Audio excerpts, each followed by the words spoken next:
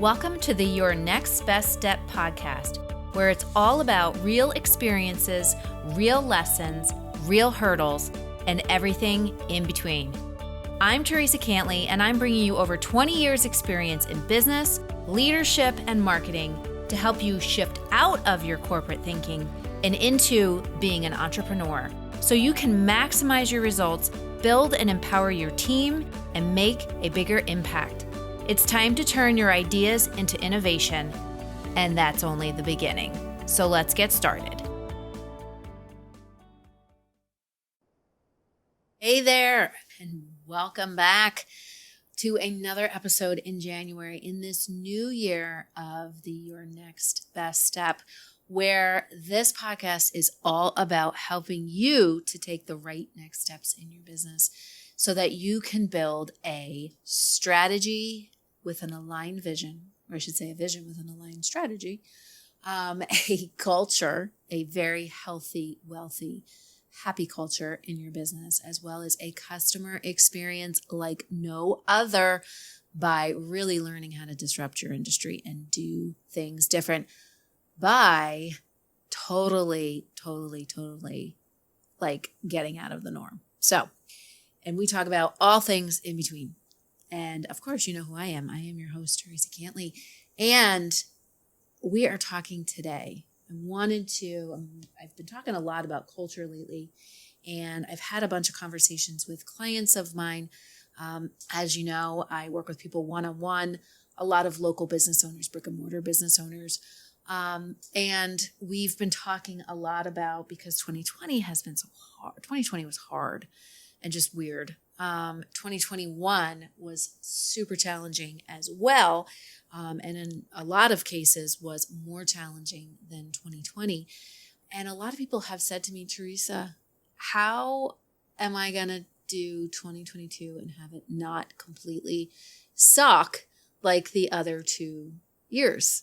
And it's like, well, there's a bunch of things that you can do. But one of the key things that I've been talking about with my clients because I think absolutely every single one of them has asked me that question. And believe me, at times I've asked myself that question, how can we make 2022 not completely suck no matter what happens? Okay. Because who knows? Who knows what'll happen? As I said in 2 episodes ago, I unfortunately got COVID, even though I'm vaccinated and boosted. And it has just, it's been a struggle to get back on my feet, but who knows what's going to happen? Okay. So how can we totally not make 2022 suck? And again, there are 3 key things that we want to do to make sure that we, no matter what happens, okay, in our business, we want to make sure that we can continue moving forward, no matter what, virtual or live, that we can continue, have our business continue no matter what happens. Okay. And the first thing that we focus on is that vision. Like, what is our vision? Okay. And building that strategy around it. And that strategy takes into account being live or being virtual. Okay. A lot of my clients don't really have that full-blown virtual presence. Okay. And that is what we focus on a lot, is how can you take that experience that your customers have with you live and bring it virtual. Okay. And add additional income streams so that should one income stream go away, you still have another income stream to keep things moving forward. All right. And we experienced that a lot in 2020 when things got shut down. Restaurants, retail stores, yoga studios, even law offices that I work with. How can we, again, keep the business moving forward and keep the business going and keep income coming in virtually as if the person was there with us live? Okay. The second thing is the culture, having that healthy, wealthy culture and really working on defining it, okay? Working on making sure that people understand the vision of the business, making sure that we have that resilience built in through our processes, through our people, so that should something happen, we can easily pivot and keep things moving forward. And the last piece is that customer experience. All right. And how can, again, no matter what, how can we keep, disrupting the norm in our industry and keep doing things our own way, so that we can, A, number one, stand out from everybody else, and B, make sure that, again, no matter what happens, we can deliver at such a high level to our customers that they just want to keep coming back and they keep supporting us. Okay. We have that connection with them that doesn't go away, even no matter what happens. All right. So people have said to me, oh my God, how am I going to, make this completely not suck? Because there have been so many things that have happened, and the struggle with trying to hire and retain good people. And I've said to them, well, one of the things that you really want to really focus on the most is making sure that you have that healthy culture. All right. Because again, having that clearly defined vision and strategy, which a lot of people don't want to take time to do that, to really sit down and say, okay, these are the things that we want to do. But if you don't have the people in place, if you don't have the right vibe going on in your business, you could have the biggest strategy and it's going to sit there. Nothing's ever going to be able to, you're not going to be able to execute it. Okay. You're also going to feel like you have to be involved in everything and do everything all the time and just work all these crazy, crazy, crazy hours. And also, if you don't have that culture, then your customer experience, well, who's going to work with your customers, right? And it's funny because I did see this a lot over the holidays where, people got really cranky, like super cranky. Staff got cranky. And then, if you had happy staff, customers were so cranky because they were waiting long periods of time. I mean, they want really good quality. They want ease of doing things. And when you're short staffed, even though you're trying to keep things going, people were just so freaking cranky.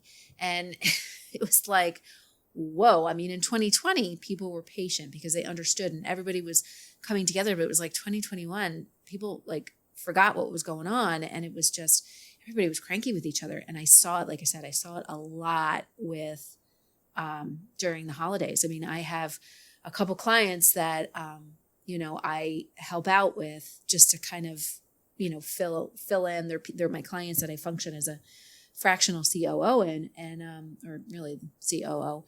And, I just saw so many cranky people. It was like, whoa. So the biggest thing, as I've told everybody, is you really need to work on the culture piece. Okay. Because again, so many things have shifted. The past 2 years have really exposed where, as a society, where we've fallen short, where we have dehumanized business and thought that it was okay to do that. And it's not, really, exposed where we've limited our own growth, and our own advancement of society. And we need to get back to humanizing processes, humanizing the work environment, and humanizing business again. Okay. And it really comes down to connection, communication, and really focusing on diversity in our businesses. Okay. So diversity, when I talk about diversity, I mean diversity in backgrounds. All right. So when you're hiring people, again, they don't necessarily need to have extensive experience in your industry. In fact, having diversity of backgrounds, diversity of experiences is what brings more innovation into a business. All right. So when you hire people outside of your industry who have those human skills that you really need in your business, all right, but they have a diverse background, you're going to come up with different ways of doing things, all right, different opinions about how to do things, and even struggles that they may have been through and how they got through it. All right. That is what's going to make your culture and your business grow. All right. And I can't stress enough, connection, communication, diversity is so big. All right. Diversity in employees, diversity in products. All right. Just because your industry does it one way, and this is the whole thing that I teach and preach, is how to disrupt your industry and how to do things differently. And part of that is diversity in services and offerings. All right. So these are some things. So the 3 things that you want to think about. Again, diversity. Number 2, connection. Number 3, communication. All right. So you want to think about that. And how can you bring in diverse backgrounds?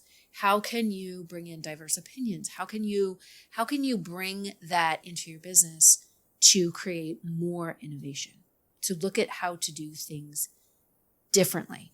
Okay. This is also where something could be diverse. I have one of my clients who decided that, you know what, I want to take care of my employees better. I want to build a better culture. So we talked heavily about how to take care of them and their well-being, and put together a full benefits plan, including retirement, paid time off, health insurance, disability insurance, and really how could he do this, all right, and build this better environment in an industry where it's not very common. I mean, it's the restaurant industry. They don't have anything, like most restaurants don't offer that full package, okay? And when we sat down and we thought about it, it was easier to do than anybody would have thought, all right? And it was easier to figure out if you understand where your business is, okay? So I wanted to give you 5 things, 5 tips on how you can make your business, or how you can make 2022 not suck, by building that healthy, wealthy culture, okay? Because again, culture is kind of at the core of everything else, right? It's going to make the vision happen. It's going to make the strategy happen. It's going to make the customer experience happen, all right? So 3 things you want to remember, okay, this is built on is connection, communication, diversity, all right? So number 1 is define your core values. Define the core values in your business. And not just the core values in your business, but also understand what are the core values of your employees. All right. I have an exercise that I walk people through with this, where they literally they talk through what are the core values of the business and what do they mean. But then each person has a chance to say, what are the core values that are important to them? And you can start to see how the 2 align. Okay. So if you haven't done that by now, because core values, I mean, that is at the core, that's at the center of focus of building a better culture in your business, is really understanding what those core values are and how that then relates to the purpose of the business, how it gets carried out through process development, process design, system implementation. I mean, really anything and everything. Okay. Number 2, remember that your customer experience does not start outside with your customers. It starts inside with your employees. And when you have happy employees, when you have employees that care, when you have employees that are really dedicated to finding solutions and bringing innovation into your business, no matter what your business is, okay, and really care about building that connection with your customers, all right? They look at your customers like not as transactions, but as relationships, all right? That's how you can really build a different customer experience, a customer experience that people love, all right? That brings customers back time and time again. And it starts, whether you are a host, I mean, your host is the one that in a restaurant that starts that experience, that sets the tone, or you are a greeter in a store, or you are the receptionist in an office. That is what sets the initial tone for that customer experience. And when you have happy employees, that initial experience, that initial contact, okay, is going to be that much better. All right. So remembering that customer experience starts inside with the employees, not outside. Number 3, letting go. My husband gave me an article the other day of 3 things that you need to let go of in 2022 to be a better leader. And this just aligned with what I always talk to people, which is letting go of control, letting go of trying to control everything in your business, letting go of thinking that you need to be involved in absolutely every single facet of the business. And also thinking that if you don't do it, nobody's going to do it as good as you, which is bullcrap. But learning how to empower your people. Okay. And again, that comes from, if you're a control master and everybody in your business knows that you're a control master, well, how are people going to feel about that? Right? When you can empower people, you can up-level them, get them to up-level their skills. How much better is that going to be? Because that allows you to come out of that day-to-day and focus on the vision, focus on driving the vision forward. So let go of trying to control everything, okay? The more watered down your energy is because you're trying to control absolutely everything in your business, the more watered down it is, you're not going to grow. The business isn't going to grow. Okay. But the more focused your energy is on the vision in the business and the things that you really need to do to move forward, that's when the business is going to grow. When you take time to teach and educate and empower your employees, they are going to move things forward for you. All right. And that goes to my next one, which is budget. Understanding your budget, which is the example that I gave for my one client, understanding what your numbers are, understanding, the numbers on your P&L, understanding, okay, and taking a chunk of that budget, taking a chunk of your profit to say, all right, even if it's something really super small, I'm going to take and allow for this money to bonus my people or to provide healthcare or to, whatever it is, even just start some kind of a retirement plan or profit sharing plan. I'm going to reserve this amount of money so that I am able to do that. Okay. Because again, that's going to make people feel good. That's going to make people, know that you care about them. And that also will be reflected in when you define your core values. If your core values are, again, connection, caring, kindness, whatever it is, team, everything that you do should flow from there.